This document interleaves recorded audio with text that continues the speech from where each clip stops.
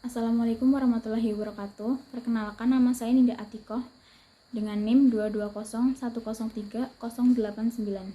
Di sini saya akan mempresentasikan implementasi pelestarian nilai-nilai Pancasila dalam keperawatan. Yang pertama ada pengertian Pancasila. Pancasila adalah pilar ideologis negara Indonesia. Pancasila merupakan rumusan dan pedoman kehidupan berbangsa dan bernegara bagi seluruh rakyat Indonesia. 5 ideologi utama penyusun Pancasila merupakan 5 sila, yaitu sila yang pertama ada ketuhanan yang Maha Esa, yang kedua kemanusiaan yang adil dan beradab, yang ketiga persatuan Indonesia, yang keempat kerakyatan yang dipimpin oleh hikmat kebijaksanaan dalam permusyawaratan perwakilan, yang kelima keadilan sosial bagi seluruh rakyat Indonesia. Pengertian implementasi. Menurut Kamus Besar Bahasa Indonesia, implementasi memiliki makna pelaksanaan atau penerapan. Menurut Nurdin Usman, implementasi merupakan suatu tindakan atau pelaksanaan dari sebuah rencana yang sudah disusun secara matang dan terperinci. Selanjutnya ada tujuan implementasi. Tujuan dari implementasi adalah untuk memastikan bahwa rencana yang sudah disepakati bisa diterapkan dan membawa dampak yang positif. Fungsi Pancasila dalam profesi perawat. Pancasila dalam kedudukannya sebagai dasar pijakan penyelenggaraan profesi perawat dan seluruh kehidupan perawat sebagai warga profesi keperawatan Indonesia. Pancasila sebagai dasar keperawatan mempunyai arti menjadikan Pancasila sebagai dasar untuk mengatur penyelenggaraan profesi keperawatan.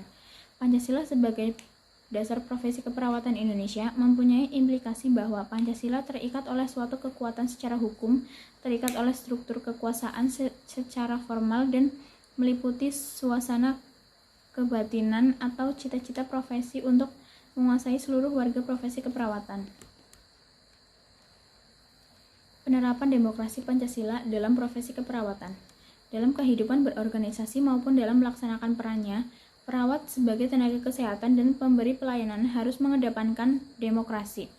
Sebagai contoh konkret dalam setiap pengambilan keputusan, maka organisasi PPNI akan mengundang seluruh perwakilan perawat di bawahnya untuk terlibat dalam memberikan pertimbangan. Selanjutnya ada peran Pancasila dalam keperawatan. Pancasila mengajarkan kita untuk memiliki etika, moral, dan norma yang baik. Etika dalam dunia keperawatan pun perlu memperhatikan dan menjunjung tinggi nilai-nilai Pancasila agar asuhan keperawatan yang diberikan kepada pasien dapat sesuai dan diterima oleh masyarakat. Nilai-nilai yang ada di Pancasila cukup mewakili semua aspek asuhan keperawatan yang dilakukan, sehingga kita perlu mengetahui untuk selanjutnya menerapkan nilai-nilai Pancasila dalam keperawatan. Yang kedua, ada moral. Moral merupakan tindakan yang umumnya diyakini oleh para anggota suatu masyarakat tertentu.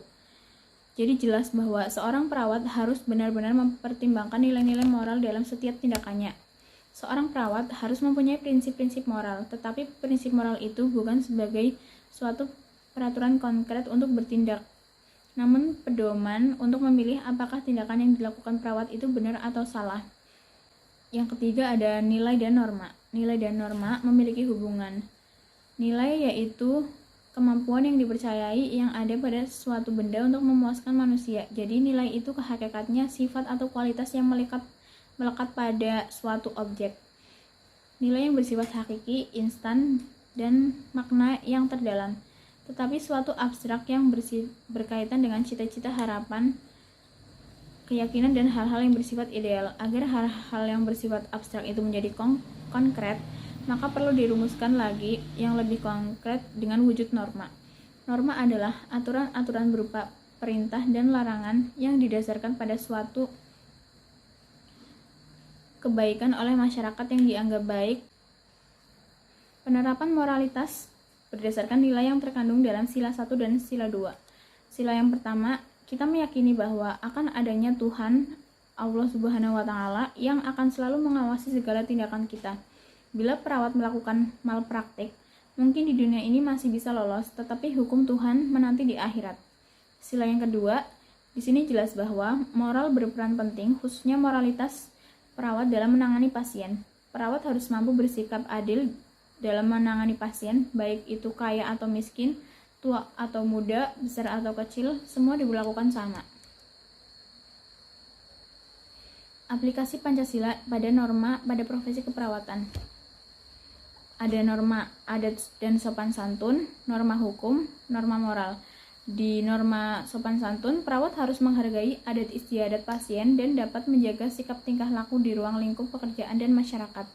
Di norma hukum, seorang perawat harus bisa menaati hukum dan prosedur undang-undang keperawatan. Yang ketiga ada norma moral, seorang perawat harus memiliki moral yang bersifat melayani pasien, bersikap sopan santun dan ramah dalam melayani pasien. Yang keempat, terakhir ada norma agama. Perawat harus memiliki sikap toleransi terhadap sikap dan kepercayaan pasien. Tujuan norma dalam profesi keperawatan. Seorang perawat harus mempertanggungjawabkan secara moral dan etika atas tindakannya. Seorang perawat harus memiliki loyalitas kerja yang tinggi. Seorang perawat harus dapat membedakan hal-hal yang baik dan benar, dan seorang perawat hendaknya memiliki etos kerja dan produktivitas kerja, cara kerja yang efisien dan efektif. Penerapan Pancasila dalam profesi keperawatan. Pada sila pertama, penerapannya yaitu perawat harus mampu menjaga perilaku dan etika dengan baik karena Tuhan selalu mengawasi. Yang kedua, sila kemanusiaan yang adil dan beradab. Seorang perawat harus memiliki rasa kemanusiaan, rasa moralitas yang tinggi terhadap sesama antara perawat dan pasien. Sila yang ketiga, Persatuan Indonesia, yaitu perawat dapat menopang hubungan kerjasama dengan teman kerja, baik tenaga keperawatan maupun tenaga profesi lain di keperawatan, agar tidak terjadi konflik yang menimbulkan perpecahan dalam menyelesaikan masalah yang dimiliki pasien. Sila yang keempat, yaitu penerapannya dalam melaksanakan tindakan. Perawat perlu membuat keputusan berdasarkan musyawarah dan kerjasama dengan dokter atau ahli medis lain. Yang kelima, penerapannya yaitu pelayanan yang diberikan harus berdasarkan nilai yang luhur, niat yang murni untuk keselamatan dan kesejahteraan umat tanpa membeda-bedakan kebangsaan, kesukuan, warna kulit, umur, jenis kelamin, aliran politik dan agama yang dianut serta kedudukan sosial. Berikut ada contoh kasus, judulnya Berlagak Kaya Ahli Bedah. Perawat lakukan praktik bedah, akhirnya diamankan. Petugas Unit Tindakan Pidana Khusus atau PITSUS Satuan Reskrim Polres Serang mengamankan SG berusia 55 tahun, seorang perawat di klinik Prima Medica di Kelurahan Kuanji, Tak-Takan, Kota Serang. Pria itu diamankan karena berlagak seperti seorang praktek bedah ilegal seperti dokter. Pria yang diketahui bekerja di RSUD Derajat Prawira Negara Kota Serang. Ia dinilai menjalani praktik bedah ilegal yang semestinya dilakukan oleh tim kedokteran dan juga tak mempunyai izin. Dia membuka praktik tanpa izin yang sudah dijalankannya sejak 2013.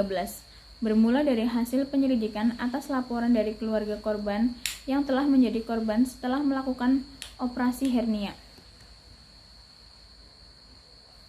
Tersangka memberikan harga lebih murah, kisaran 200.000 sampai 2,5 juta tergantung penyakitnya. Karena tarif yang murah, tidak sedikit masyarakat tidak mampu menggunakan jasa ilegal tersebut. Sejak membuka praktik, tersangka telah melakukan operasi bedah terhadap 125 pasien. Rinciannya 101 pasien dengan bedah minor dan 24 pasien menjalani bedah mayor. Terkait obat-obatan serta peralatan medis, tersangka membelinya dari apotek. Karena tersangka bekerja pada rumah sakit, setiap pembelian obat atau peralatan medis tersangka mengaku mengambilnya dari rumah sakit. Terima kasih, sekian dari presentasi dari saya. Apabila terdapat kesalahan dan kekurangan mohon dimaafkan. Wassalamualaikum warahmatullahi wabarakatuh.